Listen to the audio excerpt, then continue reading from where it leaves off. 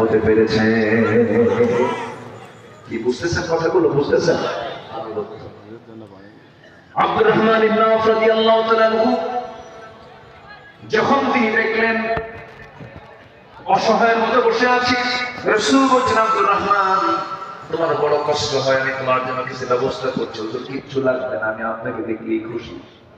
হঠাৎ করে একজন আনসার সাহাবীকে দেখতে পেলেন। আনসার সাহাবী মদিনার সাহাবী, দেখে বলছেন, আনসার সাহাবী এদিকে আসো, আমার আব্দুর রহমান খুব কাছের মানুষ, আমার খুব প্রিয় সাহাবী, দ্বীনকে গ্রহণ করতে গিয়ে, আনুগত্য করতে গিয়ে পরিবার ছেড়েছে, ব্যবসা ছেড়ে মক্কা থেকে মদিনায় চলে আসছে, এখন সেখানে বেকার, কিচ্ছু নেই, বউটাও নাই।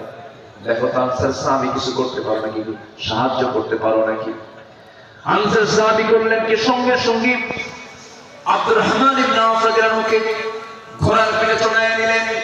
ঘোড়া চাপড়ায়া মদিনার সবচেয়ে বড় বড় দুটা খেজুর বাগান দেখা দিয়ে বলছেন, ভাই আব্দুর রহমান, এই দুইটা বড় বড় খেজুর বাগানের মালিক আল্লাহ পাক আমাকে বানিয়েছেন, যে খেজুর বাগানটা পছন্দ হবে এই মুহূর্তে আমি আব্দুর রহমান ইবনে আওফকে ওই বাগানটা আমি দলিল করে দেব।